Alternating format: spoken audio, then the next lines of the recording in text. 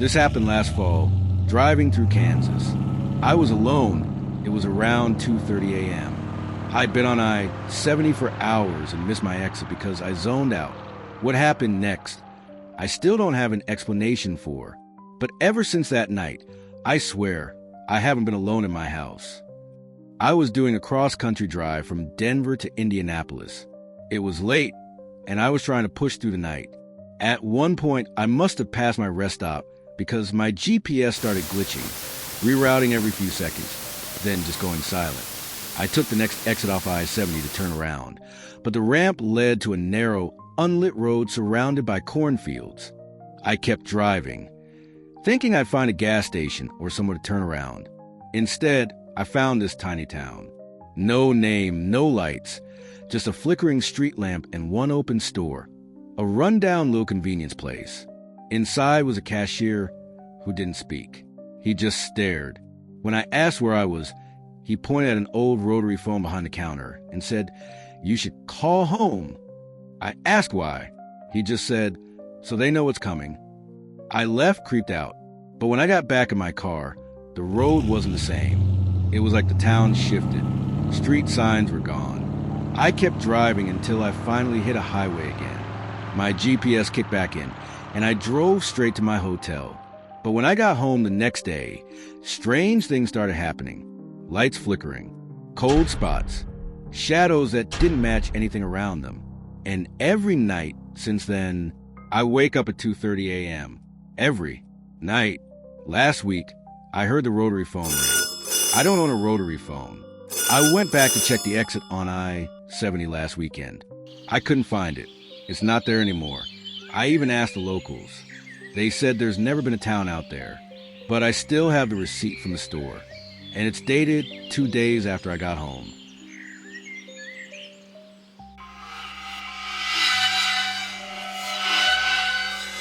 This happened 2 weeks ago. It was a normal night. I stayed up a little later than usual, watching some dumb YouTube videos. Around 2:30 in the morning, I was getting ready to call a night when my phone buzzed. Motion detected. Front door. 2:41 a.m. I thought it might be a delivery or maybe a raccoon. Happens sometimes. Still, I opened the doorbell cam app to check. At first, nothing. Just my porch. Empty. Dim porch light. Quiet. Then, about 3 seconds in, someone stepped into frame. And I swear to God, it was me. Same hoodie I was wearing. Same gray slippers.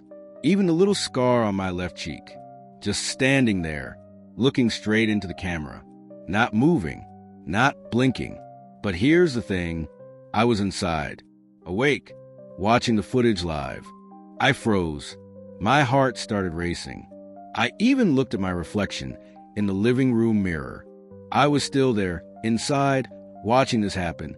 I scrubbed back through the footage like maybe it was a glitch or loop clip. Nope. Real time. And to me, on the porch just kept standing there for about 20 seconds. Then the video glitched. Just a split-second screen tear. And suddenly, the porch was empty. But right before the clip ends, there's a sound. It's faint, almost like wind, but clearer. A whisper. You have to turn the volume way up to hear it. It says my name. Just one word. But it's not my voice. It's close, but too flat, too hollow, like someone mimicking it from memory. I didn't sleep that night. Didn't go outside either. The next evening, I checked the footage again. There was no new alert, but the app said a clip had been deleted automatically. And when I checked my settings, the delete on motion feature wasn't even turned on.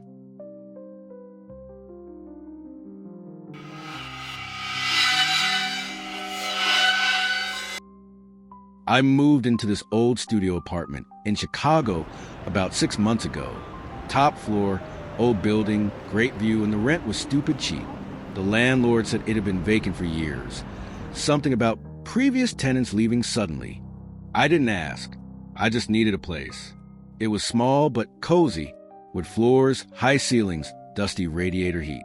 The only weird thing was this massive bookshelf that looked built into the wall. It didn't match the rest of the apartment. One night, I was organizing some books, and I leaned on it a little too hard. The entire shelf shifted sideways, smooth like it was meant to. Behind it was a narrow door.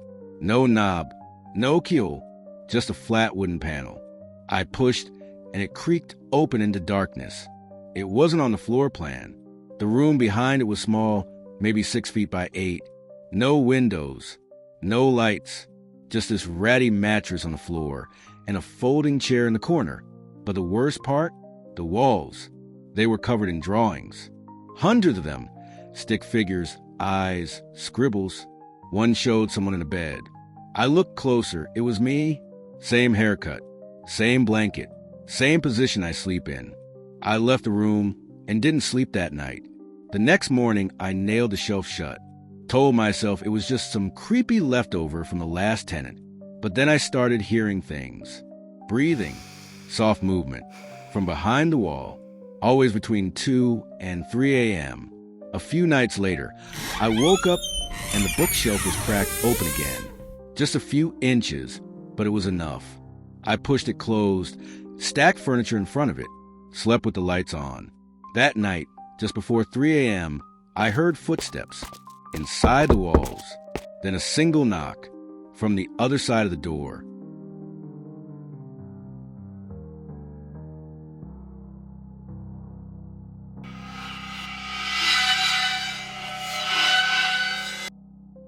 My sister died in a car crash in 2003. I was 12. She was 17. I remember the sound of the phone ringing that morning. I remember my mom screaming. My sister was the kind of person who left little marks everywhere. She had this weird texting quirk. She always ended her messages with a smiley face, but no eyes. Just this. It was her thing. Strange, kind of cute. After she died, her number was disconnected. I even tried texting it once when I was 15, some part of me hoping it would bounce back, but it didn't. It was just gone. Until last night. At 1:42 a.m., I got a message from an unknown number, just one symbol. My chest tightened. My ears started ringing. I stared at it for a full minute before the second message came. Look outside. I live alone now. My house backs up the woods. There's no one out there at night. I checked the number. It didn't show a name, but the last 4 digits, they were the same as hers. I thought maybe it was a prank. Maybe someone cloned an old number. But then the third message came. A photo of the back of my house, taken from the tree line. Then another, a picture of my kitchen, through the window. Then a third, me, standing in my kitchen, looking at my phone. I dropped the phone. When I picked it back up, my hand was shaking. I replied, "Who is this?" Immediately, the typing bubble appeared. I watched it flicker for maybe 30 seconds. Then nothing. No message. Just silence. I didn't sleep. And at 3:07 a.m., I got one more message. No text, just a video. I opened it. It was me, sleeping, from inside my room. And at the very end of the video, I saw the reflection in the mirror. It was her, and she was still smiling.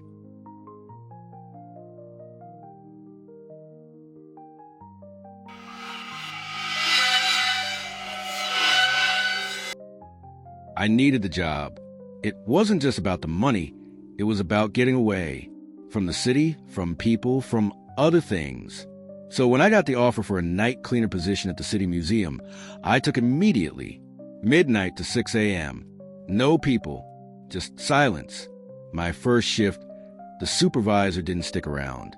He handed me a key card, a faded map of the museum's wings, and a folded piece of paper. Typed on it were 3 rules. Rule number 1, do not make eye contact with the mannequins after midnight. Rule number 2, if the lights in an exhibit turn on by themselves, leave that floor immediately. Rule number 3, if the phone rings in the staff room, do not answer it. I laughed, thought it was a joke. Something the crew printed to freak out new hires. Then midnight came. Around 12:17 a.m., I was vacuuming near the Colonial Life exhibit. The lights above flickered on. I didn't touch a switch. I looked up and froze. One of the mannequins had turned. It was facing me. I could have sworn its head was tilted just a little more than it had been when I passed 5 minutes earlier. I turned away. A soft tapping sound echoed behind me. I looked back. The mannequin's hand was now slightly raised. I left the floor, fast. I made it to the staff room, locked the door behind me, and sat down to breathe. At 1:03 a.m., the phone on the wall rang. That old rotary phone hadn't rung all night. I stared at it. It rang once, twice, then a third time, and I answered. A voice whispered, "He's in the sarcophagus room. You need to hide." Then click. I didn't even know the museum had a sarcophagus room. But when I opened the door to leave, I wasn't in the staff room anymore. I was standing in front of the Ancient Egypt exhibit. The lights flickered, revealing glass cases full of mummies and relics. One case was different. The glass was fogged from the inside, and the lid of a stone sarcophagus had shifted open just a crack. I ran, but the museum kept turning in on itself. I'd turn left. I'd end up in the same hallway. Turn right. Same room again. Every path looped back to the mummy exhibit. Every time I passed that cracked sarcophagus, the lid was open just a little more. Eventually, I stopped trying. I sat down in the middle of the marble floor, listening to the hum of the exhibit lights. Then they shut off, one by one, until I was sitting in complete darkness, and I heard something breathing. Behind me,